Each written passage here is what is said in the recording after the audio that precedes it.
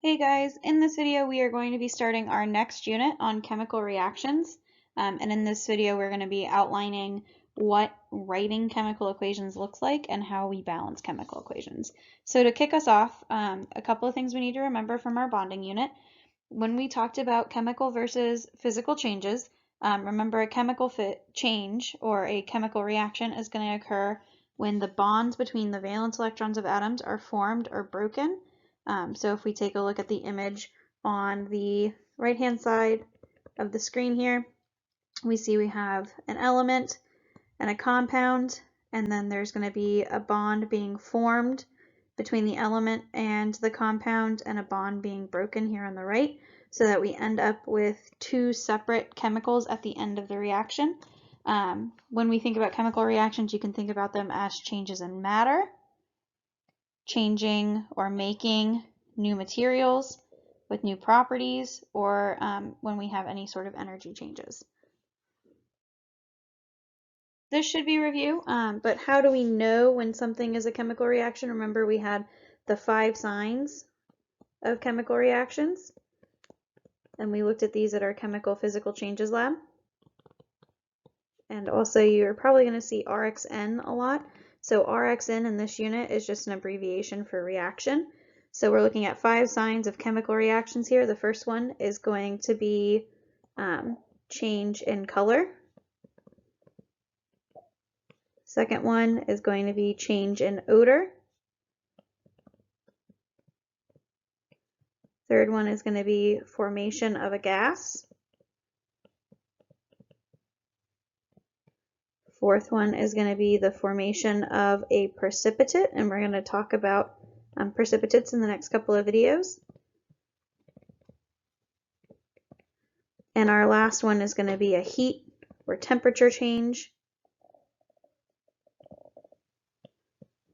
And sometimes you can also see this through the idea of light production, if we're producing light of some sort.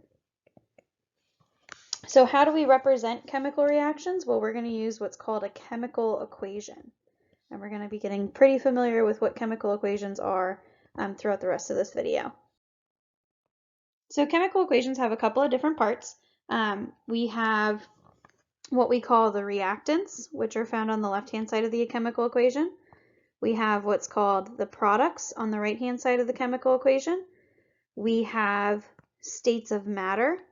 So we have to represent the state of matter of every element or compound that we're looking at. And we also have what's called stoichiometric coefficients.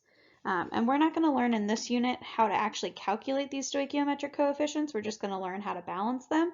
But we will learn in our next unit how we actually determine what those numbers should be. And all of our states of matter should be pretty familiar to you, solids, liquids, and gases. And as you've started looking at your NESH challenge on the unknowns, we've probably come across this word aqueous. So this is going to be a really important word for this unit. So aqueous is a phase of matter when a substance is dissociated in water. So really think about it like some sort of solute being dissolved in water, and so water would act as the solvent there. So as we saw in the last slide, we do have to include the phases of matter of all the things that are found in our chemical equation. So what we're going to spend just a couple minutes talking about is how do we actually predict those phases of matter. So for elements, it's going to be super easy. For elements, you're going to be using your periodic table, and I have a copy of it here for you. So all elements that are written in just the black font are going to be solids when they're by themselves. So take sodium, for instance. When sodium is alone, sodium would be a solid. Anything that's in red over here, and also hydrogen over here, when they are by themselves, they're going to be gases. So say we had hydrogen. Remember, hydrogen's diatomic. So if hydrogen was by itself, it would be H2G because it's a gas. And then lastly, anything that is in blue, so we have 2 elements, bromine and mercury. Bromine is also diatomic, so it'd be Br2L. And so remember, this is when we are looking at just elements. As soon as these elements become parts of compounds, it gets a little bit more complicated, but we're going to talk about how we can determine their phases of matter in the next couple of slides. So we're going to split up these predictions for phases of matter into two different categories. We've got our ionic compounds and our covalent molecules. So starting us off with our ionic compounds, the first thing that you want to ask yourself is there water present? If there is no water present, then your ionic compound is going to be a solid. If there is water present, it could be a solid or it could be aqueous as its phase of matter. We will have to use solubility rules in order to determine that, and you're going to be getting those in the next couple of classes. And then any acid is always going to be aqueous. So we saw that one of the key things for ionic compounds is determining if there's water present. So the big question is, how do we actually know if there's water present? So the first thing you could look for is if water, H2O, is a reactant or a product, then water is going to be present. If there is an acid, then water is present, because remember, all acids are aqueous, meaning that they are going to be a salt dissolved in that water solvent. So all acids would be aqueous.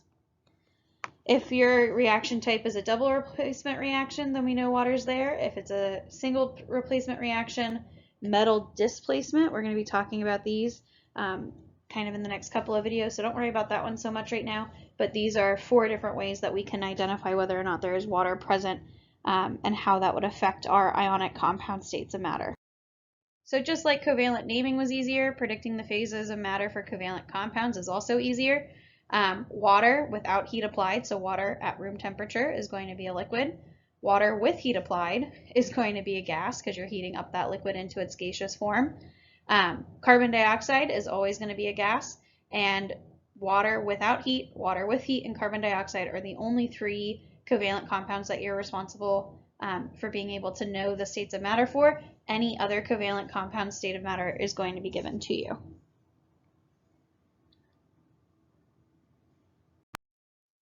So here we're looking at kind of bare bones chemical equations and trying to figure out, what does each part of a chemical equation mean? What kind of words could we use when we're looking at a word problem to help us guide our writing of a chemical equation? So here, A, B, C, and D are all going to be chemicals. So you'll have the chemical name given to you in the word problem, and you will need to be able to write the formula. So just like I've told you guys in class, naming is not going away. We are going to be using it for the rest of the year, so you want to make sure you're still practicing it. But now let's think about some other parts of the equation. So we've got a plus sign here. So chemical A, you could see, reacts with B. Chemical A is added to B. Any sort of things along those lines are going to be telling us that we've got those 2 reactants reacting together. The arrow here is going to be things like producing or produces, yields, forms, anything along those lines are going to tell us that we're looking at that arrow part. And there's more than just these 3, but these are 3 common ones. And then looking at the end, we've got chemical A and chemical B, chemical A with chemical B, something along those lines is what you'd be looking for, knowing that you have the two end products here, C and D. So these are just other common symbols that we could see. The first 4 are ones that we should already be familiar from this video. So we've got solids, liquids, gases, and aqueous. When we look at this arrow, so these are 2 separate ones here. I'm going to box this one. So when we're looking at the arrow with the delta H, this means that we're adding heat. So heat is applied. And then looking at the one beneath it, this one with the arrow and the X. So X here is going to be a chemical, and that chemical is going to act as a catalyst. And we're going to learn more about catalysts a little bit later on in this unit. So that X is really representing some sort of chemical, and that chemical would be acting as a catalyst to speed up a chemical reaction. So just like naming, chemical equations can come in 2 different forms: words to formulas and formulas to words, just like we did with our chemical names. The most common one you're going to be responsible for is doing words to formulas, but we want to make sure that we are comfortable going in both directions. And so what we are going to have to be able to do is actually translate what's called a word equation into a chemical equation. So let's take a look at what I mean by that. When we're talking about chemical equations, they have several different parts. So the first part is going to be the amounts. So these are going to be the coefficients, the numbers that are going to come in front of the chemicals, which is going to be our second part. And then the phases of matter is going to be the third part. So when we think about chemical equations, they should always answer these three questions. How many of each chemical do I have, and what state of matter are those chemicals in? So let's go ahead and do this one together. So we have 2 molecules of hydrogen gas reacts with 1 molecule of oxygen gas to form 2 molecules of gaseous water. So we're going to start by writing our chemicals down first. So I know that I have hydrogen gas, which is going to be chemical A, reacts with, which is going to be that plus sign, 1 molecule of oxygen gas, which is going to be B, to form is going to be my arrow, and then 2 molecules of water is going to be my product, which we're going to label C here. So remember, we have to remember our diatomic elements. So hydrogen gas by itself is going to be H2, and it tells me the state of matter is going to be a gas, and I'm reacting it with 1 molecule of oxygen gas, which is also diatomic, so it's O2 as a gas, to form 2 molecules of water, which is H2O, and it tells me that that water is also a gas. So then I'm going to go back to the word equation, and I'm going to look here. The coefficients are given to us, so we have to include them. So I see that I have 2 molecules of the hydrogen gas, so I'm going to write a coefficient of 2. Reacts with 1 molecule of oxygen gas. So here you can write the 1, or you can leave it blank. I tend to leave it blank because that 1 is implied. And it's going to form 2 molecules of water. So I'm going to put a 2 here as well. So I want you to go ahead, there's a couple more in the next couple of slides. I want you to do them and then check your answers. So go ahead and try this one on your own first and then check your answer.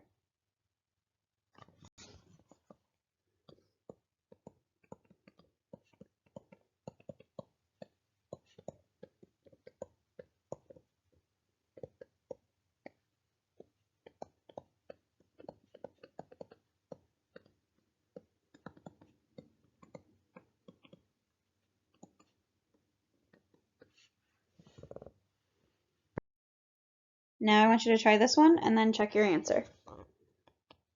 So in addition to being able to write the chemical equations, we also have to be able to do what's called balancing. And the whole idea of balancing chemical equations comes from this law of conservation of mass. And what this law states is that mass is neither created nor destroyed. In a chemical reaction, it only is rearranged.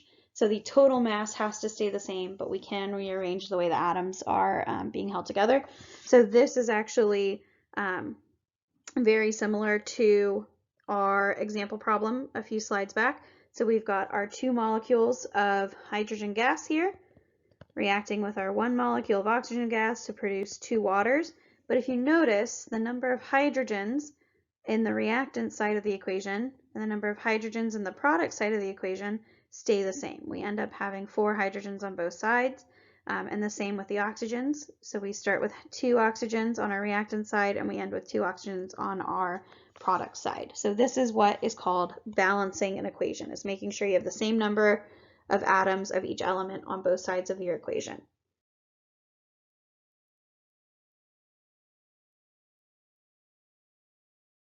So sometimes we're going to have to add coefficients in front of the compounds in order to help us balance the reactions.